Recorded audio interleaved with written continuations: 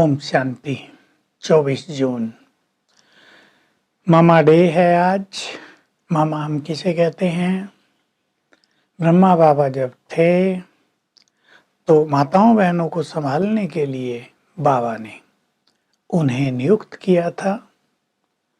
पहले का नाम तो उनका राधा था, लेकिन बाबा ने उन्हें नाम दिया था जगदम्बा सरस्वती, और सभी उन्हें मामा ही कहते थे।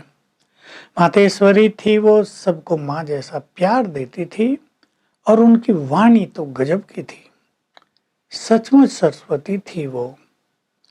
तो 24 जून 1965 में उन्होंने देह त्याग किया था। उसकी यादगार में ये दिवस हम मनाते आ रहे हैं। हमारा दिवस मनाने का अर्थ है उनके जीवन की श्रेष्ठ धारणाओं को अपने जीवन में अपनाना।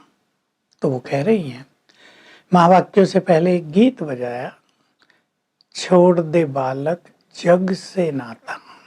तो मामा कह रहे ये गीत तो गलत है, जग तो नातों से ही बना है, इनको कैसे छोड़ देंगे? भगवान ने संसार की रचना की, उसमें नाते ही तो बनाए, इसलिए हमें नातों को छोड़ नहीं देना है। नाते जो बंधन बन गए हैं, जो दुखों के कारण बन गए हैं आजकल, उनको हमें श्रेष्ठ संबंधों में बदलना है।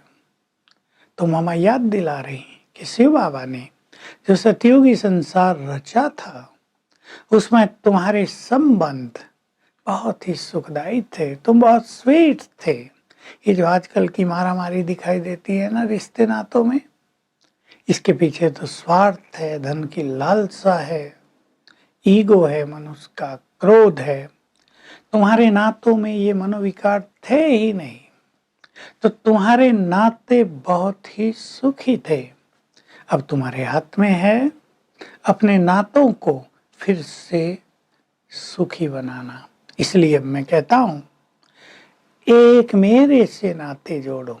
भगवान कह रहे हैं, एक मेरे से नाता जोड़ो। मैं तुम्हारा माता पिता, बंधु, सखा, शिक्षक, सदगुरु, सब नाते तुम्हारे मुझसे हैं।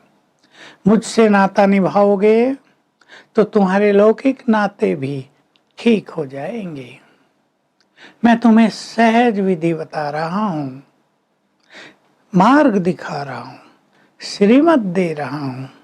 तुम जन्म जन्म दूसरों की मत पर चलते आए हो, अब तो मेरी मत पर चलो, तो तुम्हारा जीवन सहज हो जाएगा, तुम्हारे रिश्ते नाते बहुत अच्छे हो जाएंगे। तुम गाते थे, तन मन धन सब तेरा, पर तू करते नहीं थे। रियलिटी ये थी, कहते तो ये मेरा सब कुछ तेरा, पर मानते ये थे मेरा भी मेरा, मेरा सब कुछ मेरा, और जो तेरा है वो भी सब कुछ मेरा। तो गड़बड़ हो गई ना। तो मैंपन गया नहीं, इस मैंपन ने तुम्हें उलझा दिया है, तुम्हें दुखी कर दिया है। तुम बस संकल्प करते रहते हो, उल्टे सीधे ख्याली पुलाव बनाते रहते हो, कर लेंगे, ये करेंगे, वो करेंगे। मामा कह रही है कि ये समय अब ही आया है करने का। भगवान स्वयं गाइड कर रहा है, इसलिए जो भी अच्छे से अच्छा करना चाहते हो वो अभी कर लो, इसके बाद ये मौका नहीं मिलेगा। तुम लोग अपने धन के कारोबार बहुत बढ़ाते हो, ठीक है, लेकिन अब संतोष धारण करो। जितना धन तुम्हें और तुम्हारे परिवार को चाहिए वो अवश्य कमाओ, लेकिन अपने को उलझाओ नहीं, क्योंकि ये सब खेल खत्म होने जा रहा है। तुम कहीं भी उलझ गए तो तुम अलौकिक प्राप्तियां बिल्कुल नहीं कर पाओगे। बहुत अच्छी बात कही जा रही है, तुम अपने को मेरे हवाले कर दो। बहुत ही सुंदर ढंग से मामा ने इसको समझाया। लौकिक नातों में हजारों साल से पत्नी अपने को पति के हवाले करती रही, माँ बाप के हवाले उनके सारे बच्चे रहे। तुमने अपना पूरा जीवन लगा दिया अपने बच्चों को संभालने में, उनके लिए बहुत कुछ करने में। तो बच्चों के लिए तुम सर्वस्व अर्पित करते रहे ना, तो शिव बाबा कहते हैं ऐसे ही अपने को मेरे हवाले कर दो और अपना सब कुछ मेरे अर्थ कार्यों में लगा दो। ये बहुत बड़ी बात है। सिंपल उदाहरण से ये गहरी बात क्लियर हो जाती है। माँ बाप सब कुछ बच्चों के लिए करते हैं, बाबा कह रहे अब तुम बच्चों को सब कुछ मेरे अर्थ करना है।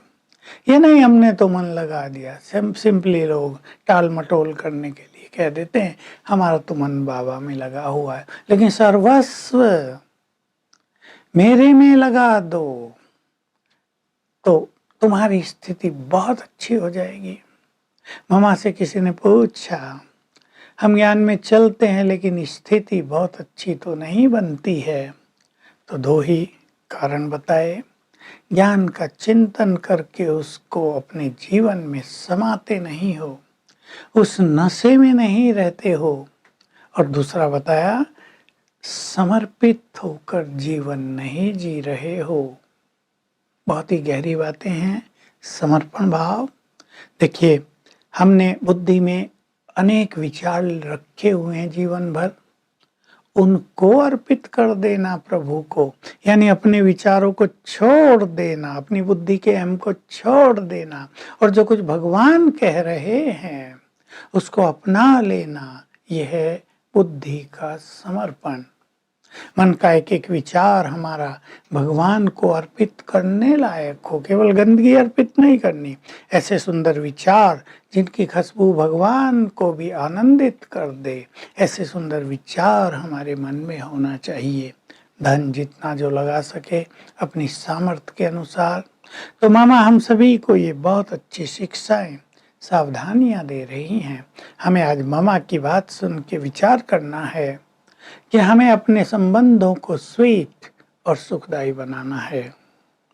विशेषकर भगवान के जो बच्चे हैं उनके संबंध बहुत स्वीट, सुखदायी, आनंद से भरपूर होने चाहिए, और लौकिक में भी यही सीखना है। इसके लिए अपने ईगो का त्याग करें, क्रोध का त्याग करें, स्वार्थ का त्याग करें, देना सीखें, सबको स्नेह दें, सम्मान दें, सहयोग दें, तो परिवारों में बहुत स्वीट माहौल बन जाएगा। वरदान है अपने श्रेष्ठ स्वरूप और श्रेष्ठ नशे में स्थित रहने वाले, सबको अलौकिकता का अनुभव कराने वाले अंतर्मुखी भाव।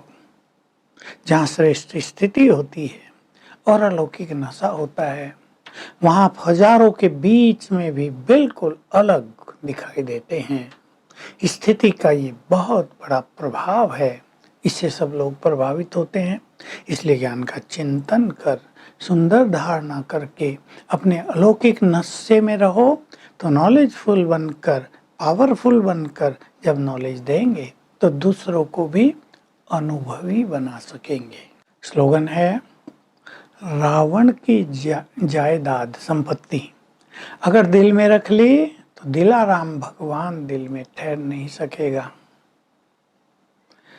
तो आज हम अभ्यास करेंगे अपने अपने परिवारों में सभी को आत्मिक दृष्टि से देखते हुए प्यार के वाइब्रेशंस देंगे और संकल्प करेंगे हमारे परिवार में ये सभी आत्माएं 5, 6, 7 सभी महान आत्माएं हैं, बहुत अच्छी आत्माएं हैं। इससे आपके परिवार का माहौल बहुत अलौकिक हो जाएगा। Om Shanti. To watch Peace of Mind channel videos on YouTube, subscribe us on youtube.com/tvpeaceofmind. Just a click for a peaceful life.